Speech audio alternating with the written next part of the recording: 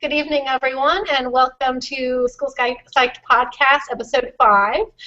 We're going to be talking a little bit about anxiety tonight. We have a guest. My name is Rachel. I'm an NCSP right now working in the state of Texas. I'm going to turn it over to Anna. Hi, I'm Anna, school psychologist working in New York State in special education population. And Rebecca? Hi, I'm Rebecca. I am a school psychologist working at a private school in Connecticut. And I'm really happy to have our guest tonight. His name is Dr. Eric Schleifer.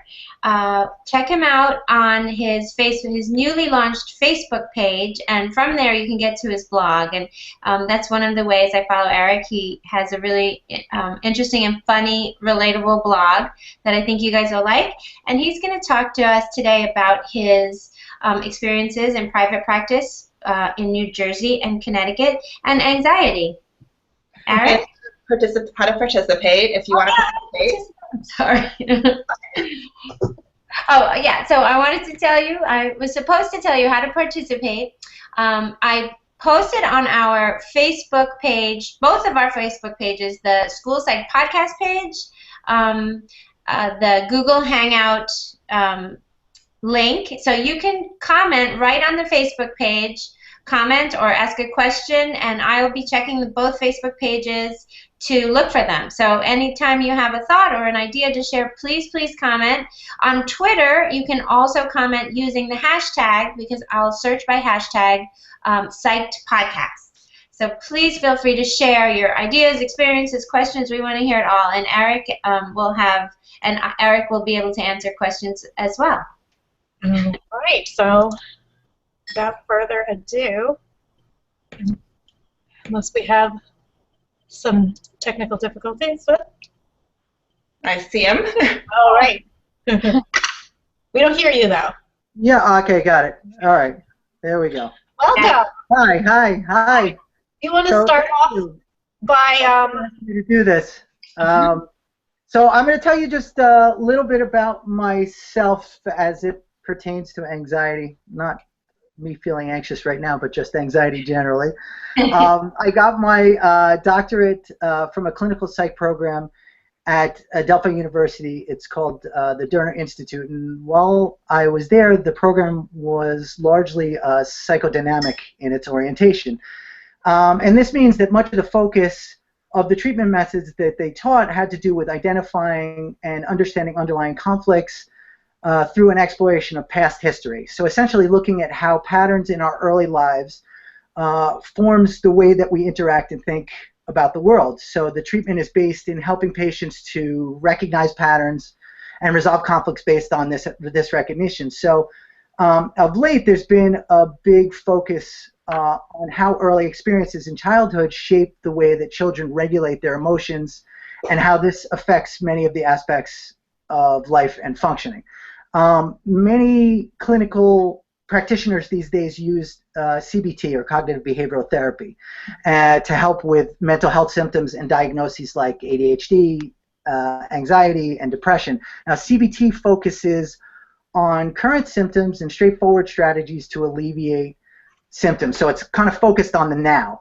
And often this works for many patients. But what I found with working with children and with teens and their families is that parents and kids want to understand why they're thinking and feeling the way that they do, so that when a fifth grader is saying, "What's wrong with me?" or "Why am I like this?" it's really important in terms of personal growth and self-esteem to have an answer for them. So looking at patterns and how they relate to the world is important for this. So I'm hoping today we could do this with a very broad symptom like anxiety, try to understand what its roots are, why it happens and happens so frequently, and then what parents, clinicians, school psychologists, and educators can do to alleviate it.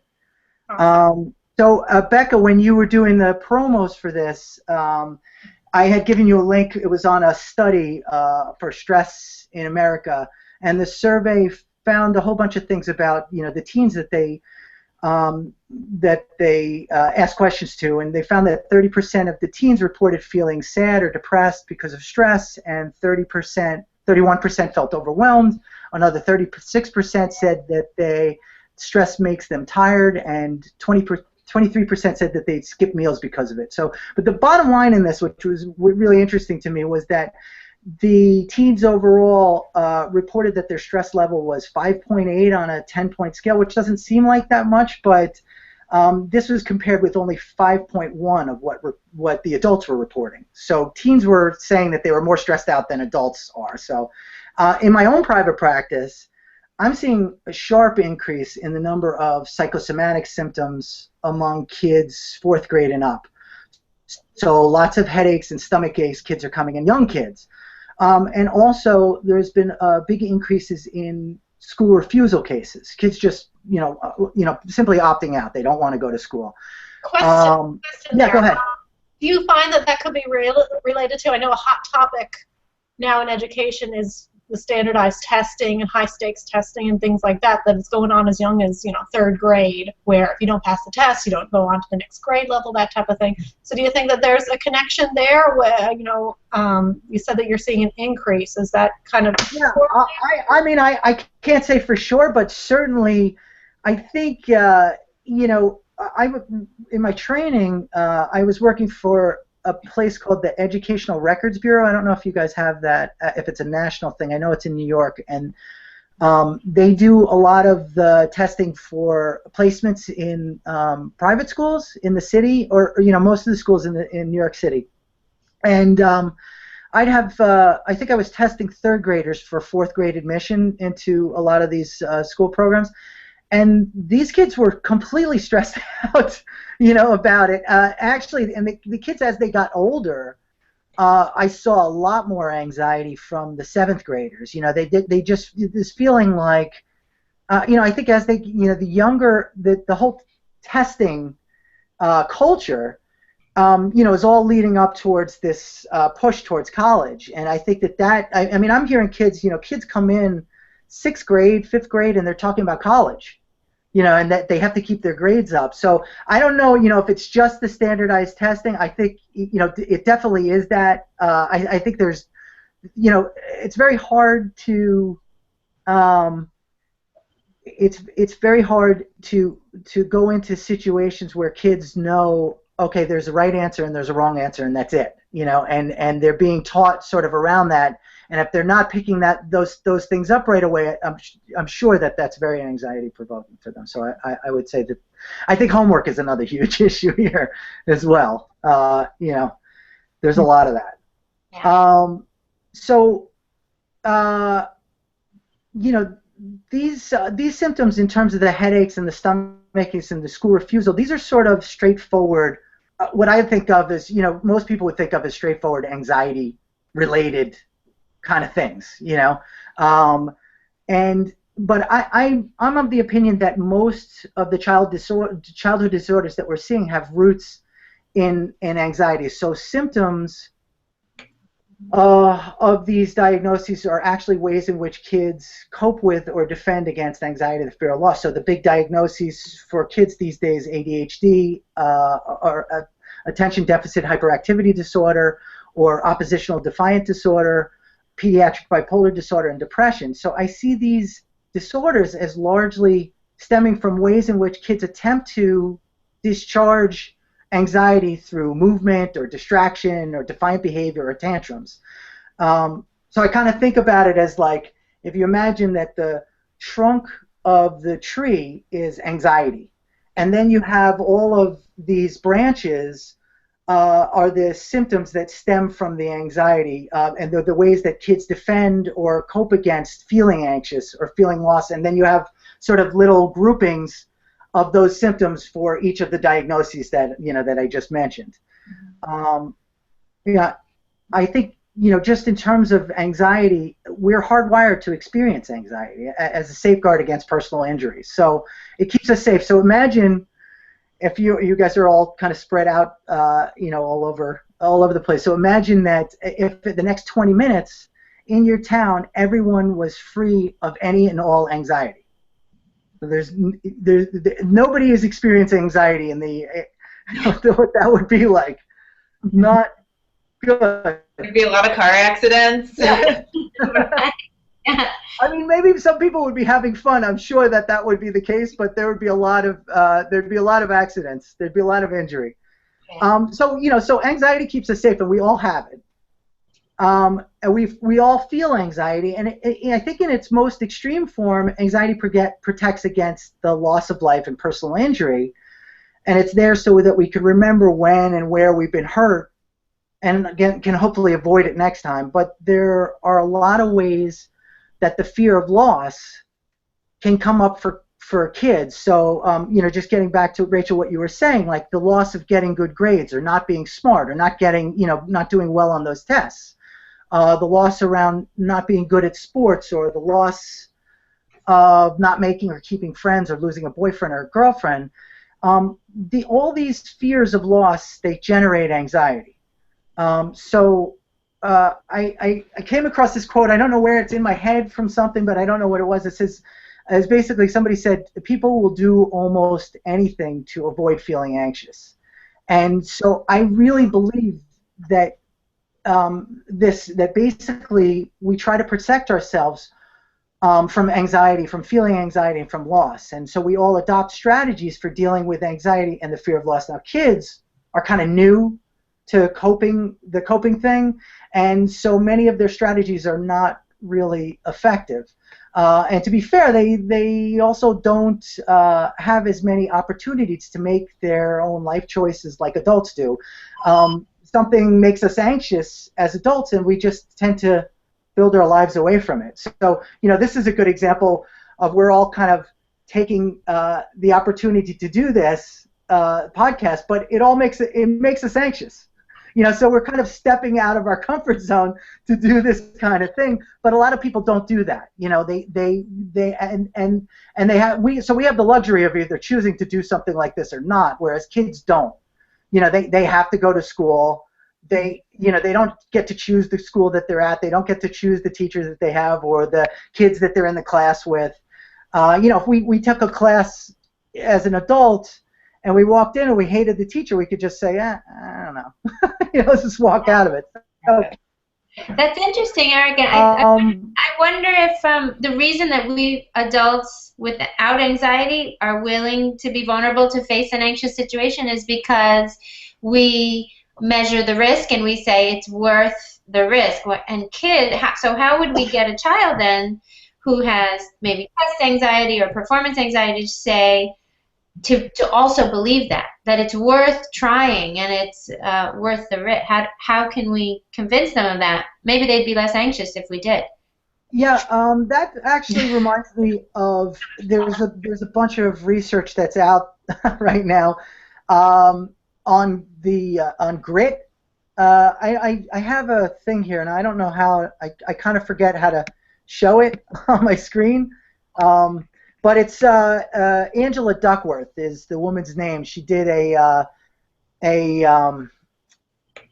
TED Talk. Oh yeah, she's awesome.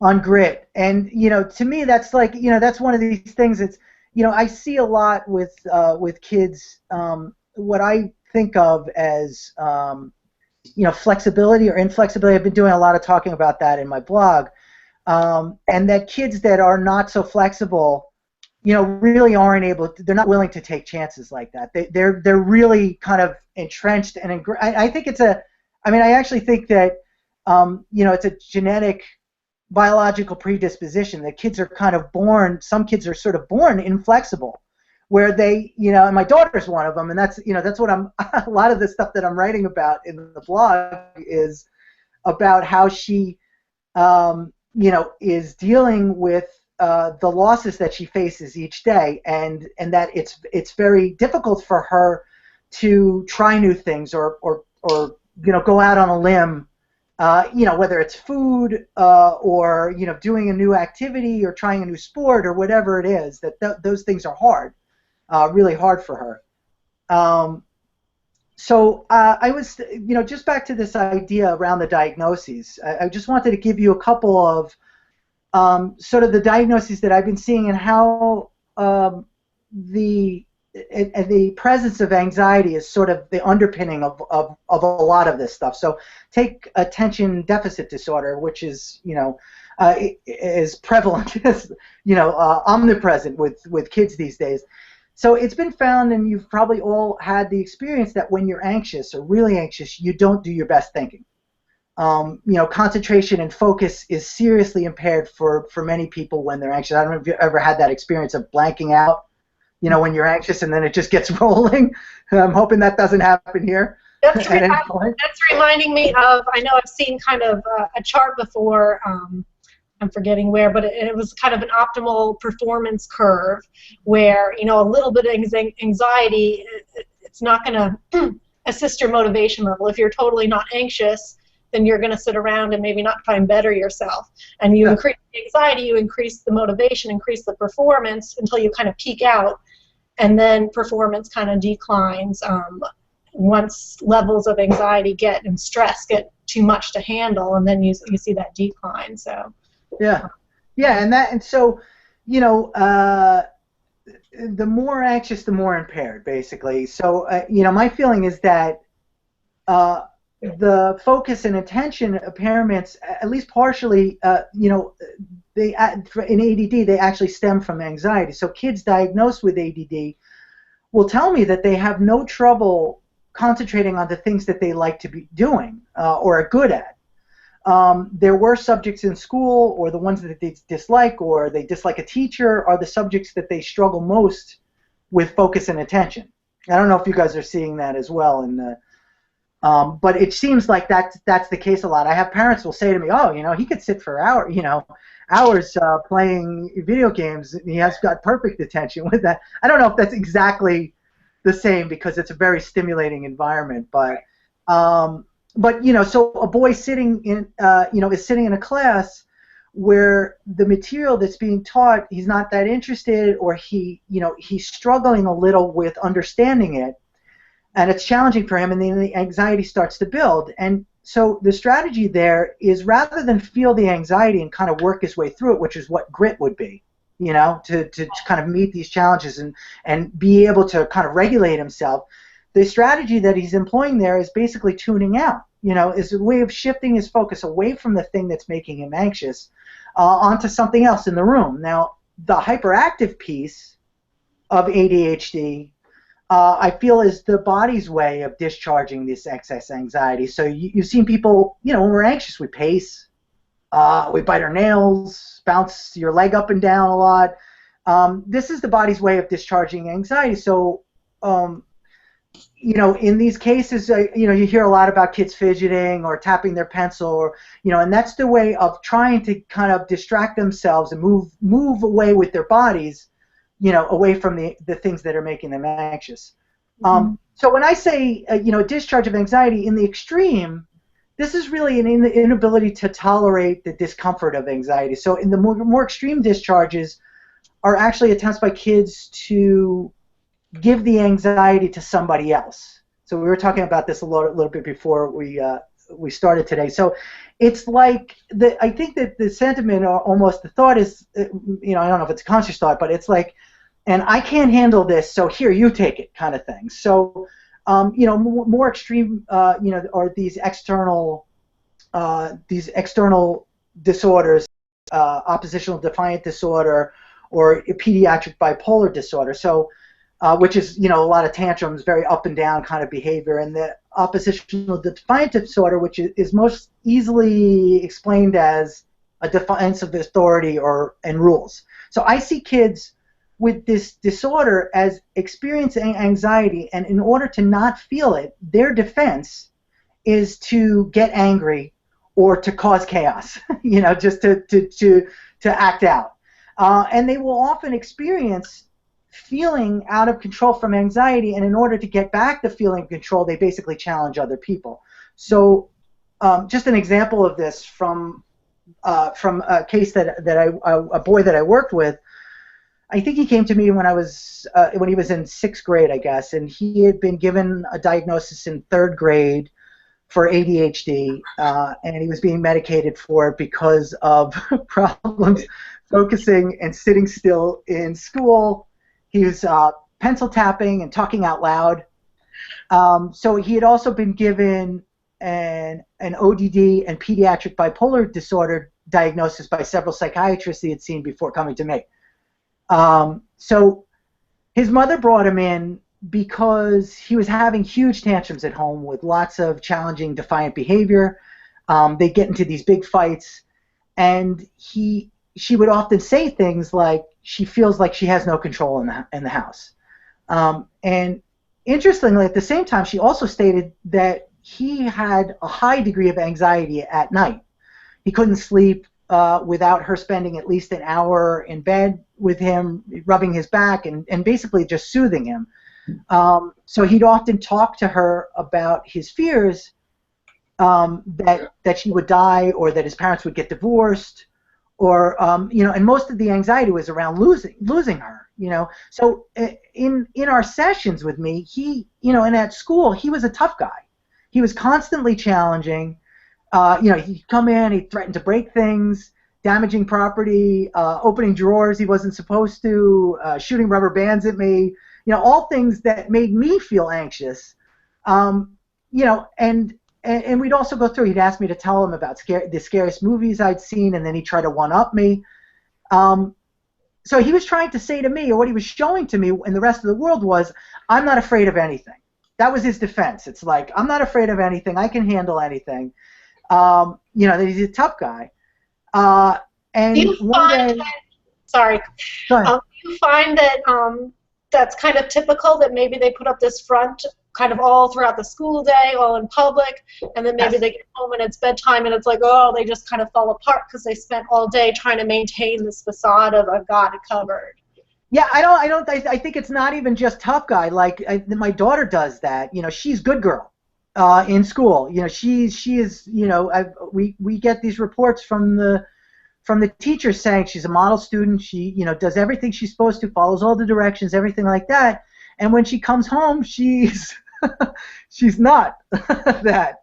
There's lots of tantrums, there's lots of blow-ups and things like that. So yes, she's holding it in all day, and I think there's a lot of anxiety there that she just isn't able to deal with, and it comes, it all comes pouring out. So in this particular case, this kid was tough guy, but the opposite, is him. So we had this session where it started pouring rain outside. It got really dark. It was during the summer, one of these storms, and it was a huge lightning storm, and thunder's going, and his mom was had gone out to do something, run an errand or something like that.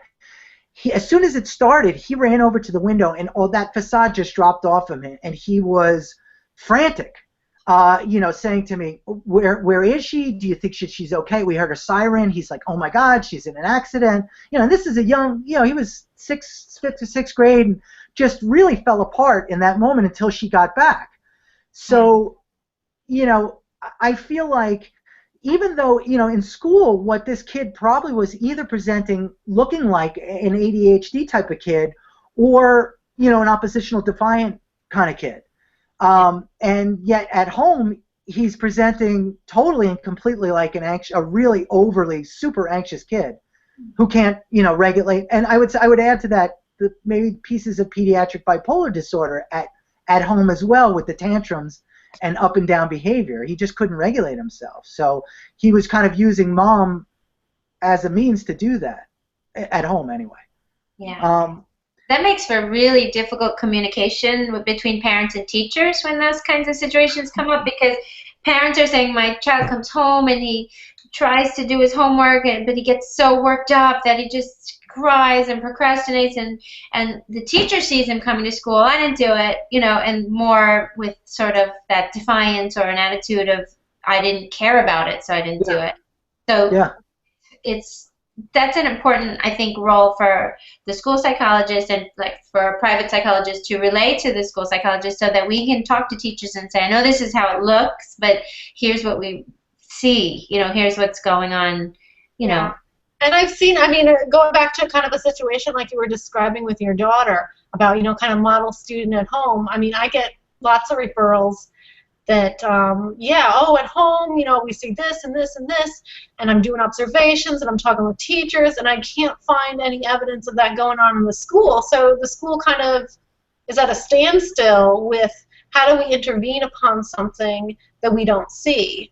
So I think what you're saying here is maybe if we look further and kind of really consider maybe this could be anxiety-based, and intervening upon that, then maybe we could make some progress. But yeah, we see that a lot, that, you know, the kid is terrible at home and at school they're fine, and oftentimes the reaction of the school is, oh, well, parents don't know how to manage that child at home. Parents are parents are this, and that's not always the case. Sometimes, yeah, I mean that's one of the reasons why I'm writing the blog, is because I feel like I get that all the time. You know, people just saying, "Oh, well, you're a child psychologist. You must know, you know, exactly what to do and how to handle it." But my daughter, you know, like she's a model citizen. When she comes home, the homework is it's a huge issue for us, because she falls apart.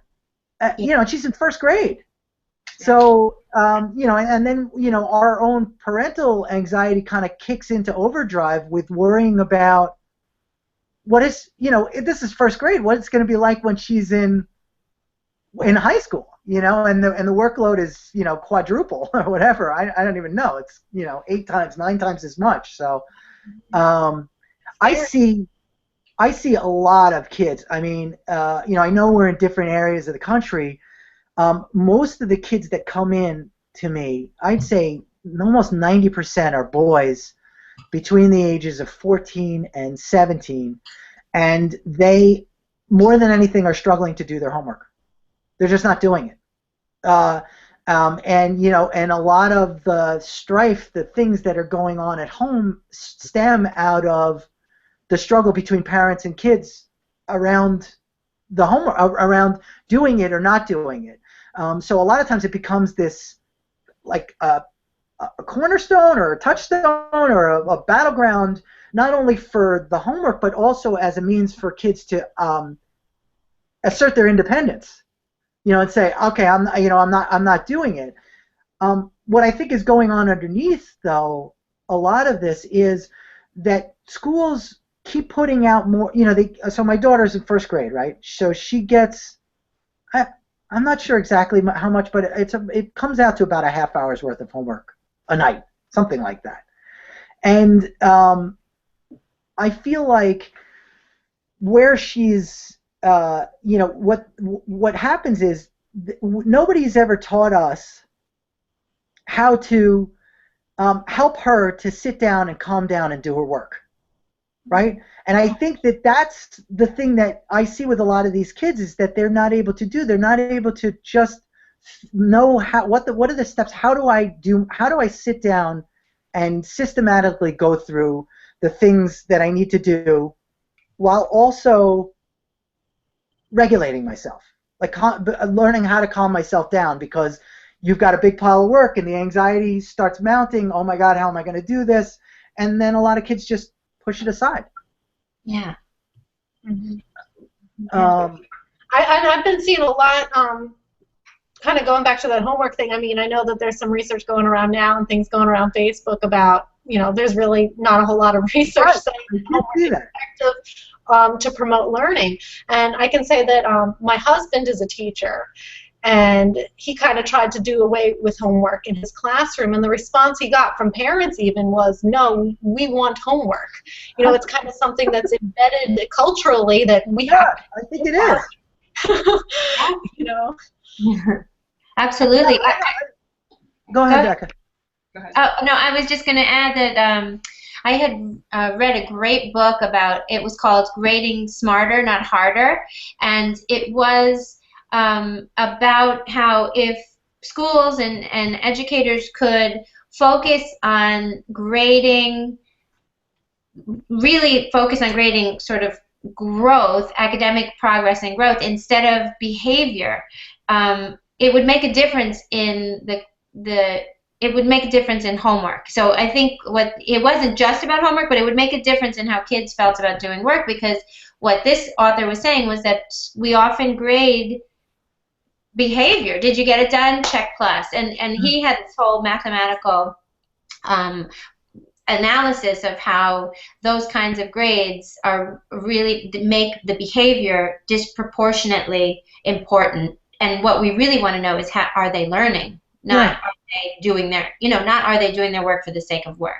Right. Now that's really interesting. The other day, just speaking, I know you guys, have been sending me. You were sending me questions, that are obviously school psychologist related questions, and how I work, or how I can work with school psychologists.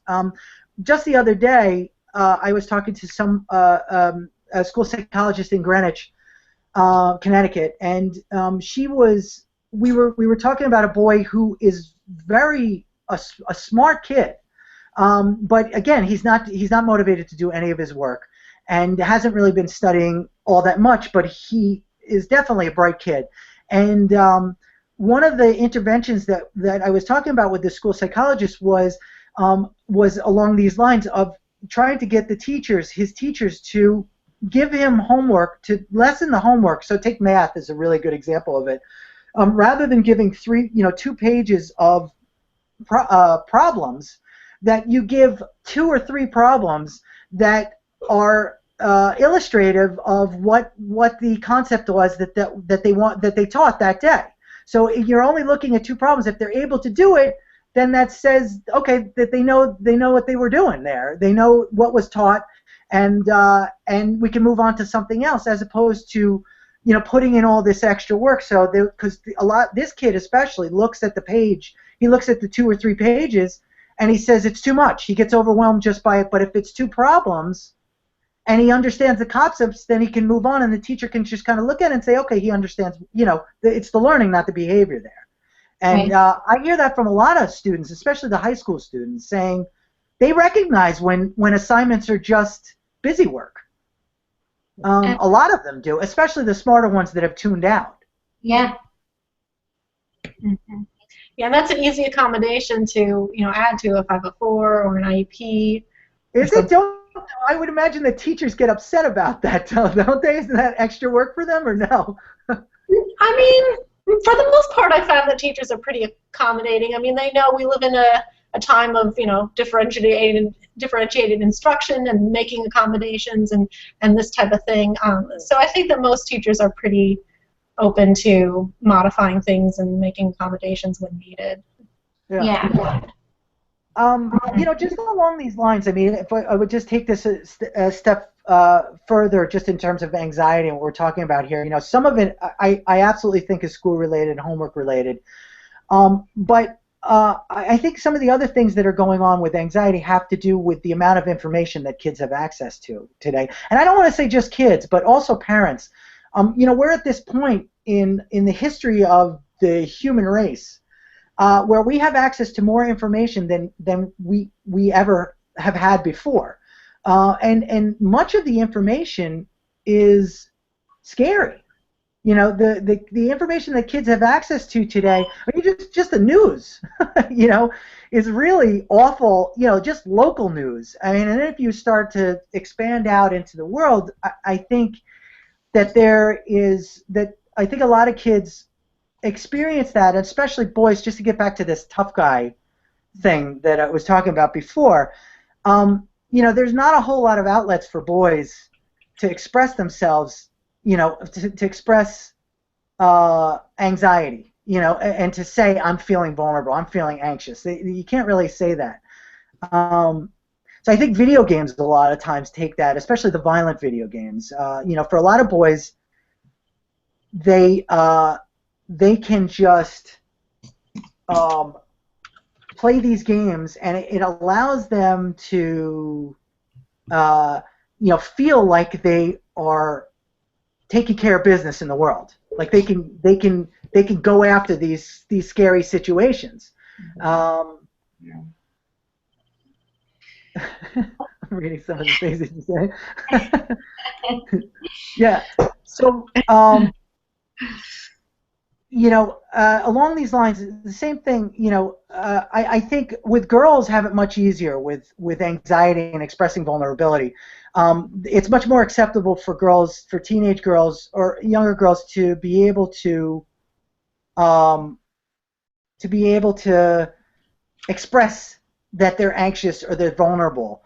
And I think that a lot of times there's a lot more comfort there. I mean, you tell me, you're all women here, and you probably work with, is this is this something that you see as well? I mean, I see girls, they use physical contact to be able to soothe each other and relate to one another, and I don't see that as much with boys. They're kind of left with this, just tough guy, kind of thing. I see that especially, I think, maybe in middle school. You know, 6th, 7th, 8th grade. I feel like it's hard for boys to even admit that they have worries sometimes, especially like boys that are maybe don't have clinical anxiety, but that are stressed out, or they are sometimes when I see them, they're always fine, everything's great, it's fine, But girls are much more likely to tell me. Yeah. Rebecca, we got a couple comments. Yeah, we have a couple of comments. Some people are enjoying the discussion. I'm wondering, I would love to know from people out there what their own experiences are, whether they're teachers or parents or school psychs. How have they experienced childhood anxiety, and what do they think about, especially best ways? What do we do to encourage boys to express their worried thoughts, or express, how do we make it okay for kids in general to understand that they can worry and understand that there are steps they can take to moderate it, and like you said, get started. Okay, I'm feeling really anxious about all this homework, but there are strategies I can use, and I can just get started. How do we do that, Eric?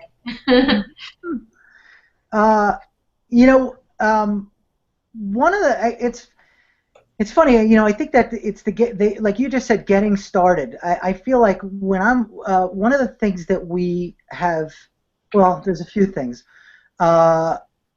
With my daughter, one of the things that my wife and I have discovered, and it's funny, talking to a lot of parents, the tantrum is actually, this discharge. It's a way for kids, with my daughter, a lot of times, we'll say, okay, it's time to do the homework. The first reaction is, ah! She's freaking out, throws herself on the floor, and then it's gone. It lasts for a couple minutes, and then it's almost like she needed to get that out. And to me, that's sort of an expression of loss there. She's saying, like, I do not want to do this. I want to be doing the other thing that I was doing just before. I don't want to be doing this now. I want to just, like, enjoy myself for a little bit longer. And once she gets that out, she's really then able to, a lot of times, say, okay, I'm ready to do it. And I feel like what winds up happening is in those particular scenarios, once she gets it out, we move on, and she gets it done really quickly. But a lot of times when I hear parents will ask me about it, and they're focusing on the fact that it happens every night, and that's their main concern, that that it's happening. I almost say, with some kids, maybe it's a necessity. It actually has to happen. I don't know for sure, but certainly my wife and I we've settled down a lot once we have accepted that. Once we were able to kind of accept that was a part of what may happen most nights, the frequency doesn't necessarily disappear, but the intensity is dropped a lot. It doesn't last as long. And sometimes at all. I was having this conversation with a parent whose 4-year-old gets really anxious and has tantrums before going to the pediatrician. So we were saying, well, maybe you could try, maybe the parent could try saying, definitely previewing the whole thing. We're going to go to the pediatrician. You might get a little boo-boo. It's going to hurt for a very short time. We're going to put a Band-Aid on it, and then we'll go get ice cream or whatever, or go do something fun. We'll do something else. And then when the child starts the tantrum, sort of accept it, acknowledge that the child is feeling this way. I see that you're really upset, so I'm going to, let you stay here and be upset, and you let me know when you feel a little bit better. Something like that. So to give the child not only the opportunity to express this anxiety, but a little space to regulate it, because I think a lot of times parents, especially in those situations when kids are young, want to fix it right away, and they want to explain, and it's going to be okay, don't worry, and then it just kind of accelerates or exacerbates the situation. I agree with that, and I would also say that I think you also need to be careful. I think it's good that we try and make, we were talking about some accommodations and things for students to alleviate some of that, but also we don't want the anxiety kind of reinforced by letting them escape the task, too, at the same time. We kind of have to be careful with that. I, for example, have had a student that was on homebound instruction due to anxiety levels. And my push was that we really need to get her integrated back into school because this is not helping. She's avoiding it, and she's doing well, being homeschooled, or being homebound education. Right. But we're not getting to the root of the problem unless we expose her to some of that anxiety-provoking situations in increments and build her up to the point where she can come back to school, because that would be the ultimate goal. But it's hard because she would come in for a little bit, and then the anxiety was too much, and then she would, her parents would say, okay, we're going back to the way it was, because things were easy when homebound instruction was going on. We didn't have behavior problems. We didn't have this or that. But you kind of wonder, does that prepare the student for after school if, kind of reinforcing that, oh, I'm anxious, so I get to kind of escape and avoid in some instances. Absolutely. I think that's right. I think that's another example of kind of over-fixing it.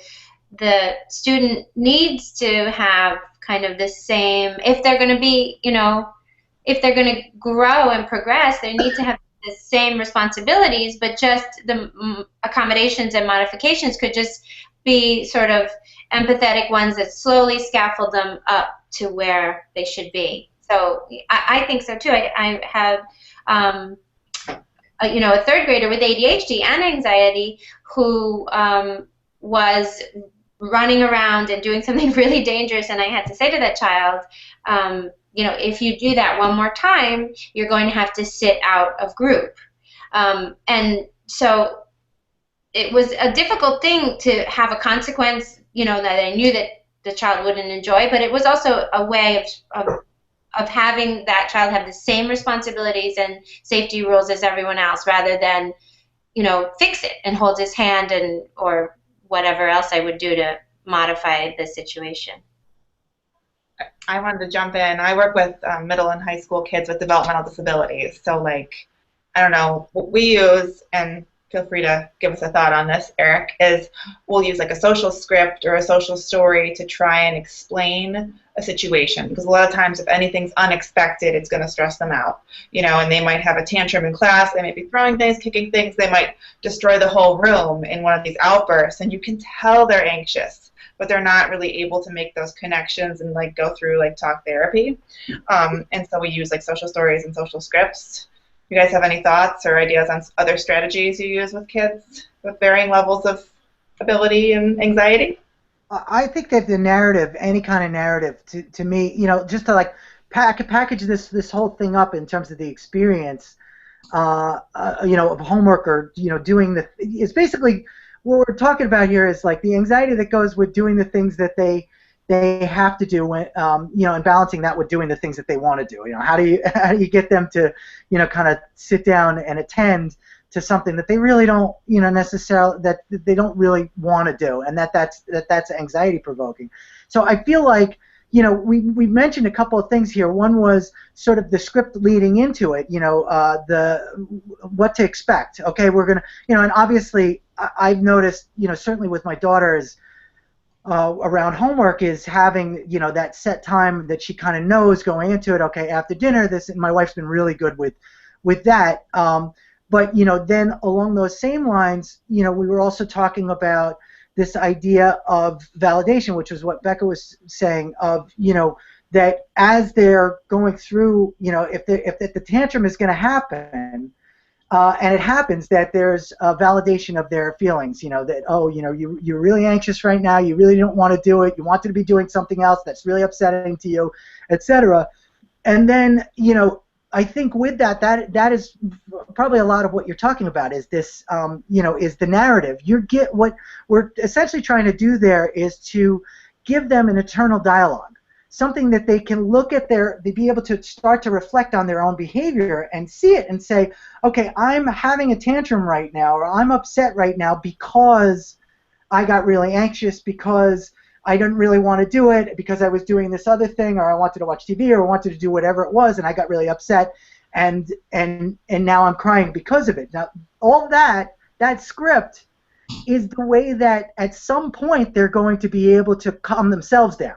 That they'll be able to do it. So yeah, I mean, I think that the more that, I mean, what I'm always encouraging parents to do is constantly talk about internal states, through stories, whether it's, I think what's really effective a lot of times is not focusing necessarily on the child, but sharing stories of your own, of things that you were feeling anxious. I was feeling anxious about such and such today, or stories about you as a kid. I also think that using media is really a great tool to that. So if you're watching a movie with your kids, or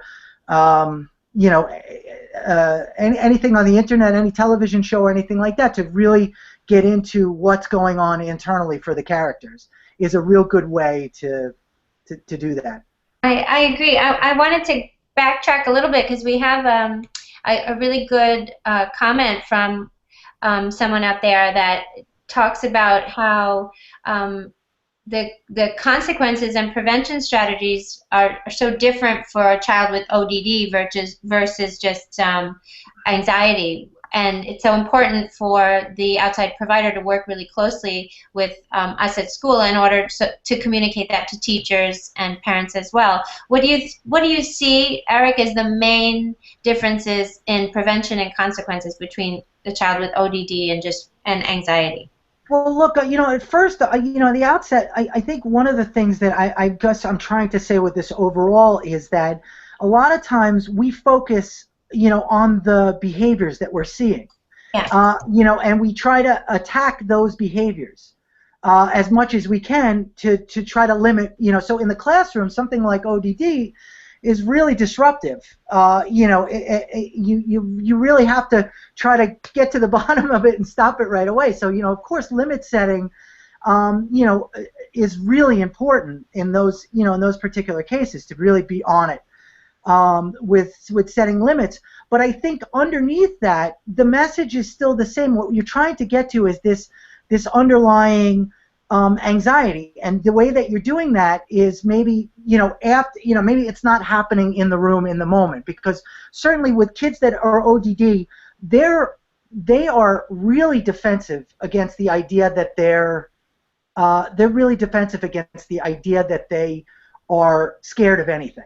You're not gonna get so sometimes the strategy there is you're setting the limits and kind of trying to keep order in the classroom, but at the same time that the conversations afterwards are still focused on anxiety. So what you're doing is trying to create a space for those kids, for those ODD kids, to begin to see that anxiety happens to everyone. As soon as they can start to see that, then they can start to accept a little bit that maybe I'm anxious too. Maybe I'm anxious. And once they start doing that, then they can really address what's going on underneath. And that's when that's when I see symptoms start to abate a lot, is when they're getting at that underlying stuff. I don't know if I can, does that make sense? Yeah, absolutely. The tip of the iceberg, the behavior is just what we see, and there's so much more underneath, and we don't know until we, work with the kid and see what's up. Yeah. So along those lines, I feel like we've been saying what the interplay between school psychologist and somebody like me. I feel, more than anything, I love having the communication. I mean, I think that that's the and really. Beck and I had a conversation last week or the week before about this idea of, holding emotions for kids. Just being able to create an environment where you're sort of taking a lot of this on for yourself. That you're holding the hope for them that they're going to get better, or holding the hope for them that they're not a bad kid. that even though they have some of these behaviors, or that there's nothing really wrong with them, that they're just going through a rough time. All of those things are I think are the pathway to kids ultimately getting better and feeling good about themselves.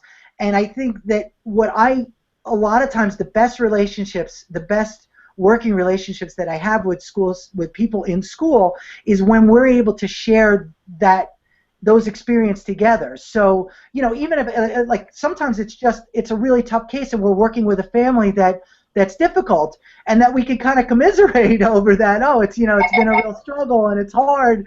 I mean, to me that kind of stuff is invaluable, because I think it gives us strength to then go back and be our best selves with the family and with the kids. Yeah. And really see the kids as individuals and not just their diagnoses or their behavior. Yeah, Rachel and I were talking about a week ago or so that it is so great when school psychs can have that kind of communication and relationship with the private psych outside. But sometimes, it's difficult. Some of your kind, Eric, are not so open to that kind of collaboration. So it's difficult. I wish you would spread the word and let others know that it's so helpful. It's helpful for the child in the school. Yeah, I think it was Anna. Did you ask the question before? Was it about whether I'm now blanking on what it was. I think it was Rachel mentioned like IEP counseling and outside provider counseling. Is that what you were thinking of? Yeah, I thought it was just more general. It was like something about about just. I lost it. I lost it. I have a question that just reminded me. I can look at my phone and see what the question was, but let me. I know I'll be real quick because we're kind of getting short on time. Oh yeah. But yeah, I did have some questions about, as far as like counseling as a related service in the school system. We kind of yes, that's what. Okay. A different lens than a clinical psych. I went to a training on goal writing and present level writing and things like that, and they gave us a case study of this kid cuts and does this and puts their head down on the desk, and so write a goal based on this. Write a goal, and a lot of the psychs in the training said, oh, let's focus on the cutting, because that's kind of important. But the trainer said, no, you really wouldn't be focusing a goal on the cutting. That's not educationally relevant. You would be focusing on putting their head on the desk and not engaging. You can work on the cutting through kind of some other means and tackle that anxiety, but we work on what is most educationally relevant. And if the cutting's going on at home or not in the classroom, then maybe that shouldn't be a focus of an IEP goal for counseling as a related service. And a lot of people are like, oh, wow. But I think that parents think that school psychs have a more clinical background than what we do, or that, we're focusing on that clinical component, and sometimes, that's not how the law is written. And sometimes I think there's a miscommunication between school psychs and clinical psychs and private practice psychs, who maybe on the outside think that we're not addressing things appropriately, but we just have a different scope through which we practice. So I just wanted to see, what you... Sorry, I agree. I mean, I wouldn't think that even for me, a treatment goal, with the cutting, I'm always looking at stuff like that as, substance use, cutting, anything like that. Those are secondary issues. The primary issue is usually how the kid feels about himself or herself. With the case in terms of schools. Yeah, I think the question that I was trying to remember was whether or not you felt like it was beneficial to have a school psychologist working therapeutically with the child in school, or seeing them for therapy in school, and also having somebody like me outside of school. And my answer is absolutely. Like I feel like the more, and obviously I think that what we're talking about is just looking at school as a stressful environment, right? That's that you're, and what you're trying to do is basically, while they're in school, to alleviate some of that anxiety so that they're able to focus, get back to the work and do it. So if that means that for a couple of minutes a day they come into you and they can kind of just check out, and just, or unload, or whatever it is, or just be, feel safe for a minute. To me, that's, I think that's more beneficial than anything else. So, I say absolutely. Awesome. Well, we're running out of time. We've got to catch the Walking Dead season finale tonight. I wish I watched that show. You should do it. I think it's on Netflix. Catch up. It's really fun. Harmless fun. Okay, so any final thoughts or comments? Nope. Okay. So thank you so much for joining us, Eric. That was awesome and very thought-provoking, and it gave me a lot of great ideas. And I hope you guys feel the same way, and you out there. Thank you for your amazing participation. We got the most participation and comments ever. That was awesome, and it really makes our job easier, and it makes the experience more fun for us. So thank you out there who participated. We are not going to meet on the first Sunday of April because it's Easter, but we will be meeting on April 18th next. So see you there, 7 Central, 8 Eastern. I want to say the 19th. Is the 19th a Sunday? Sunday. Okay. Just double check it. All right. We'll post it for sure. Yeah. All right. Thank you, guys. Thanks, Eric. Thanks.